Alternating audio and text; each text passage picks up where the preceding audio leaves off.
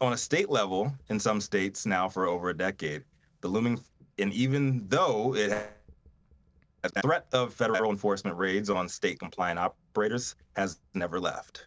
Even after the issuance by former President Barack Obama updated federal enforcement guidelines to avoid wasting federal resources focused on cannabis businesses, a quick survey of dispensary owners today operating during that period would make you wonder if the feds even got that memo.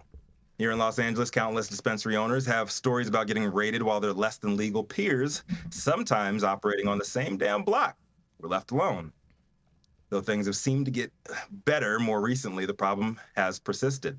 And the most high-profile occurrences of the DEA and other federal agencies seeming to overstep their boundaries is what we've been witnessing occur over the past several months in the expanding states, the emerging market states, and most notably, New Mexico.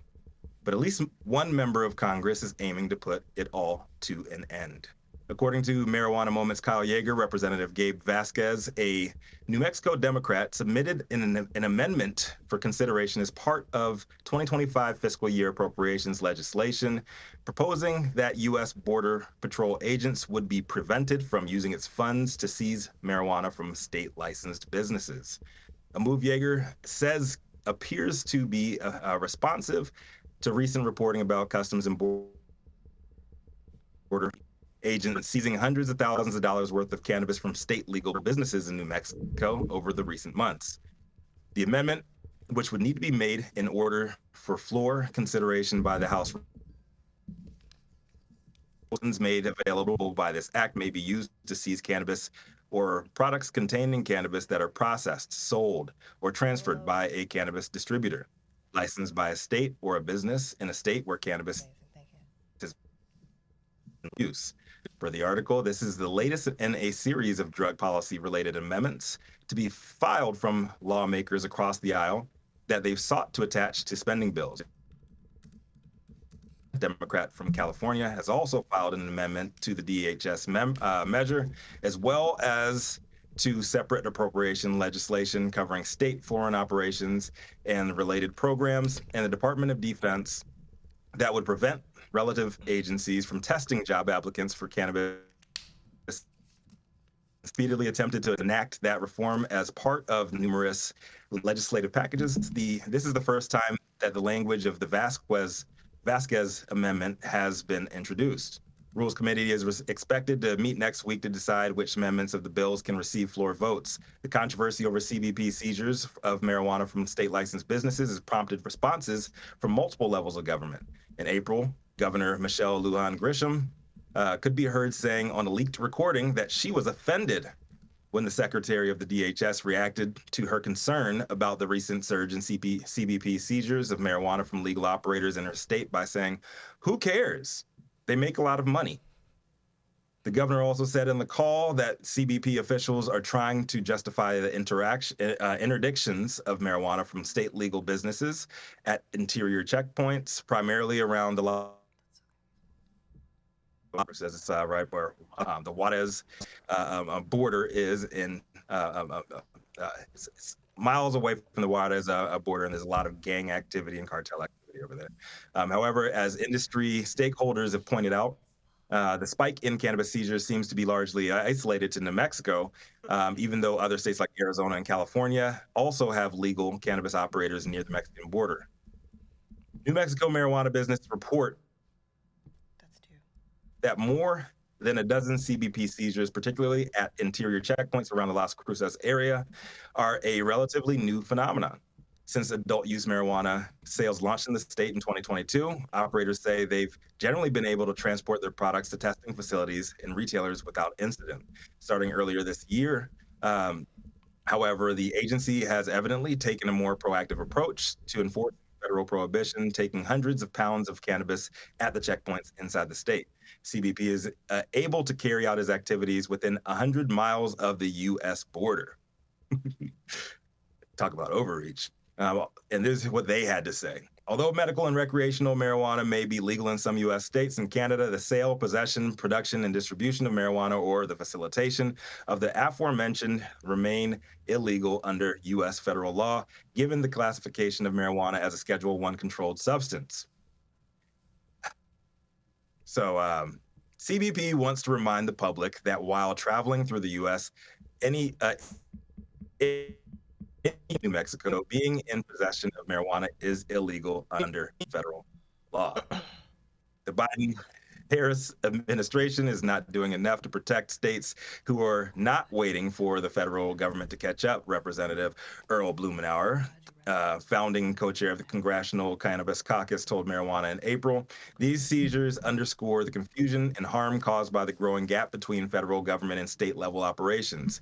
Absent descheduling, President Biden urgently needs to issue guidance to prevent this type of infringement from happening again. All right, so you can read the rest of the article at high9news.com. There's a lot that's in there, but I want to know, what do you guys think? Will the CBP's New Mexico disaster be the straw that finally breaks the camel's back, causing Congress to put something into law that actually has the teeth? Or are we doomed to see more of the same until federal legalization is passed? Is predicted to go down anytime between tomorrow and the mid to 2040s. Let's talk about it, team. Well, I think this is long overdue. I mean, Californians have been getting their cannabis seized from border inspection agents for a long period of time now. I mean, ever since at least legalization that I can count on my fingers and toes. Yeah. And so I don't understand why everyone all of a sudden is all up in arms when it's happening in New Mexico as opposed to happening in California. Right. But nonetheless, I am glad that it is getting some attention, and hopefully we will see some action. But I'm not expecting much from this administration. I agree with you on that, Jason, in terms of action that maybe we can expect from the administration. But this story is interesting to me. I've traveled through all of those Las Cruces and El Paso checkpoints many times, and I have wondered how they would react to state-level marijuana being transported through that. And, you know, I guess I'm not surprised. It is Border Patrol after all. But I think the real question that we should ask, that it transcends the legal cannabis industry, is why are we okay with CBP having jurisdiction 100 miles inside of our border? That's the question I think we need to answer. Like that's the real overreach. Well, I don't think that's overreach as far as them having jurisdiction within 100 miles of the border. I don't think that's much of an overreach, because a lot of the times people can get across the border and they may need to have jurisdiction in order to apprehend them.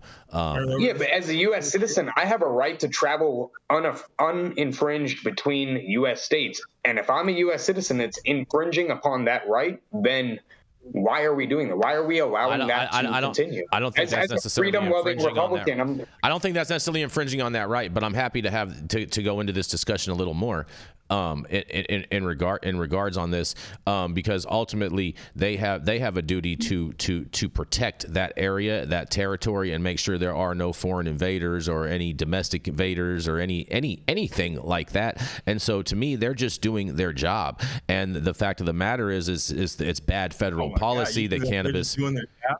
Just let me finish.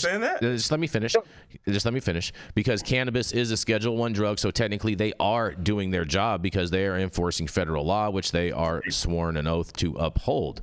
So it's like this. It's just like when people would get arrested. Even when I would get arrested, I would just consider that a occupational hazard. Yes. We chose that as our occupation. It's my job to stay away from cops, and it's the cops' job to try to catch me. And so it's just people doing their job. Bullshit. I think the jurisdiction should not be 100 damn miles inside. Turn it over to the state-run agencies, because that's when you run into shit like this, where they can be like, "Hey, I'm just doing my job. Fuck you and your weed." I wonder, is this the reason why Eazy-E had a song 100 Miles and Running? Maybe. My question is this: if we really want to solve the question of protecting the border, instead of wasting CBP resources on stopping law-abiding Americans from traveling along interstates, federal interstates, why don't we stack all those people on the actual border itself?